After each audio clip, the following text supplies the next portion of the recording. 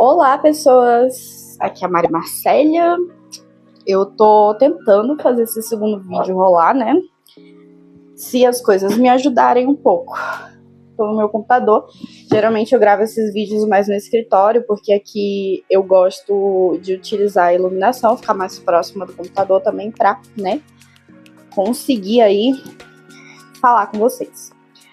Hoje, eu acho que já deu para ver no título do vídeo, a gente vai falar um pouquinho sobre a Carta do Mago. Só que não só isso, eu vou indicar para vocês esse livro, que para quem tem dificuldade com Marcélia, ou até mesmo quer entender um pouco mais, para melhorar suas leituras de carta, recomendo fortemente o Tarô de Marcélia Revelado, do Yoba Bendov. Eu peguei essa dica de leitura com o Eremita, né, o Ângelo, e ele é maravilhoso. Eu amo todas as indicações de leitura, a gente troca algumas figurinhas. E é muito interessante, porque ele foi uma pessoa que colaborou muito com o meu repertório dentro do tarô. Por que, inclusive, essa figura aqui, ela é meio polêmica. A gente pensa que ela é muito polarizada para o positivo, só que ela também tem o lado dela negativo. E hoje a gente vem falar um pouquinho sobre esse simbolismo que o mago tem. Dentro do aspecto da carta do mago, a gente pode observar uma figura jovem, particularmente, e isso traz muita questão da vitalidade, da força de vontade, da inexperiência, entre outras questões. Mas isso necessariamente não significa que essa pessoa não tenha os conhecimentos e recursos necessários. Não à toa, ela usa um chapéu que traz o símbolo de conhecimento, entre outras questões. Tem a varinha como um dos principais elementos, que é justamente a canalização do que vem de cima para baixo. Também tem algumas questões de lei de hermetismo, para quem gosta mais de atrelar as cartas no sentido mágico. Só que aqui a gente vai falar um pouquinho mais no sentido de tiragens e literal. A carta do mago, ela é uma carta que sinceramente é essencial para mim no desenvolvimento de qualquer coisa. Ela é o início de todos os arcanos. E por que você me pergunta isso? Porque ela começa com o número 1. A carta do louco, ela só foi ter numeração mesmo, me corrijam se eu estiver errada, a partir do tarô de Rider-Waite, né? Que a Pamela Smith colocou ele como 0. Só que dentro do tarô de Marcélia, ele é representado como 0 ou 22, porque é uma carta de transição. É uma carta que fala sobre transição. E isso é muito mais retratado nos livros do Ney Knife, que também é um autor que eu recomendo muitíssimo. Foi o primeiro autor que eu li e que particularmente me apaixonou. E para mim, até hoje, não tem outro autor dentro das margens de livros e conhecimentos de tarô como ele. Ele, para mim, é meu exemplo de vida. Eu quero ter tanto conhecimento quanto este homem. Falando um pouco também da questão da carta do mago, ela traz muito essas questões do arquétipo, né? Da juventude, da força vital, do querer fazer tudo para ontem, entre outras questões. E também é uma carta que, em si, ela traz também a sensação de que a gente está diante de coisas, só que como começar essas coisas? Como começar algo novo?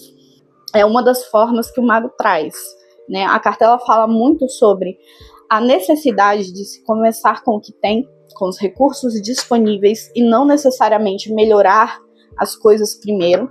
Então é uma carta que fala muito sobre não precisa começar perfeito, você só precisa começar.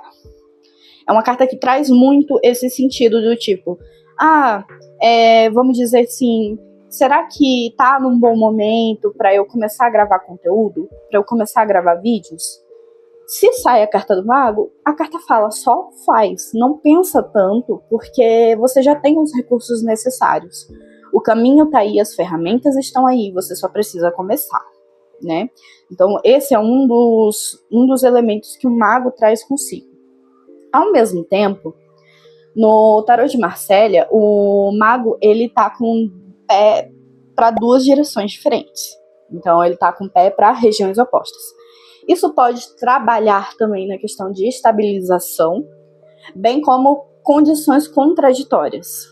Então, muitas vezes a pessoa está muito apegada ao que ela fez no passado e, diante disso, ela não consegue avançar. É uma das coisas. Na parte sentimental, o mago ele pode trazer muito a questão do...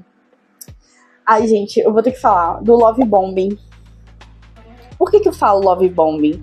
Porque o mago, ele é aquele entusiasta. Uma coisa nova brilha os olhos dele. Só que, de um dia para o outro, essa chama apaga.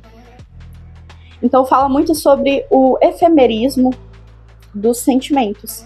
Então, quando a gente pergunta quais são os sentimentos daquela pessoa e sai o mago, pode sair dessa seguinte forma, assim como a carta do mago, ela não era como o mago, tá? O nome dela originalmente era o ilusionista. Então eu acho que por esse título dá para entender também sobre pessoas que, além de iludirem, manipulam sentimentos, manipulam situações. Então isso serve para relacionamentos num contexto geral, tá? O mago ele tem essa tendência. Necessariamente a carta do mago é ruim? Não. A carta do mago, ela fala também sobre pessoas que se esforçam e trabalham. Ela pode falar sobre a procrastinação. Quando você pergunta, baralho, qual é o principal bloqueio dessa pessoa? Vai falar sobre bloqueio criativo, sobre a questão de ter muitos recursos e não saber com que começar. Também pode falar muito sobre questões da própria sexualidade, sobre confusão, de como essa pessoa trata as questões da sexualidade na vida dela. Então a carta do mago, ela traz consigo muitos estigmas e também muitos signos e simbolismos. Mas o fato principal é que o mago ele sempre fala sobre algo novo que está começando, sempre sobre um novo caminho, sempre sobre algo novo. Não só sobre isso, também fala muito sobre a questão de expectativas, a questão de fogo de palha, a questão da motivação, né? Porque uma coisa é motivação, é fogo de palha. Vai crescer assim enormemente. Agora, o mago não tem disciplina. Ele é alguém novo, é alguém que está aprendendo agora. Então é necessário que se trate essas questões dessa forma. Entender que um dos pontos negativos dele fala muito sobre a procrastinação, fala muito sobre uma pessoa adiar um compromisso inúmeras vezes porque acha que tem que ser tudo perfeito. Então, pessoas que têm esse arcano como arcano pessoal, têm muito esse defeito de que quer tudo perfeito para ontem. Ao invés de começar com o que tem, ao invés de trabalhar com a criatividade que se tem. O mago ele também fala muito sobre os bloqueios criativos, como foi dito. Então, ele é uma carta que fala muito sobre criatividade, sobre poder também, porque é alguém que sabe o que está fazendo com as mãos. É alguém que está manipulando elementos com as mãos. Então, é impossível um mago não saber o que está fazendo. Ele tem o poder de fazer as coisas. Às vezes, ele está experimentando justamente para depois melhorar e lapidar ainda mais essas habilidades, né? Como a gente pode dizer. Outra coisa que a gente também pode associar muito com a carta do mago é como ele pode ser parcial, justamente devido à falta de experiência, devido à falta de conhecimento do todo.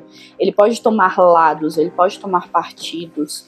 Não é que ele seja intrinsecamente, necessariamente ruim, mas é porque às vezes ele não sabe do todo. E justamente essa falta de conhecimento torna isso uma forma egóica, uma forma infantil, egoísta de lidar com as coisas.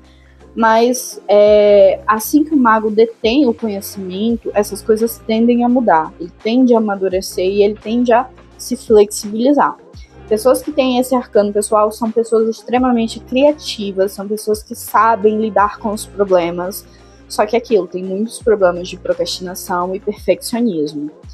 Bom, essa foi a aula de hoje sobre a carta do mago, sobre as minhas impressões também, e essa indicação de leitura. Então, assim, como eu tô começando nesse mundo do YouTube, comenta o que vocês acharam, e não só isso, se vocês querem alguma resenha desse livro ou coisas do gênero também. Eu estou criando conteúdos, então eu preciso da opinião das pessoas. É isso, um beijo pra vocês.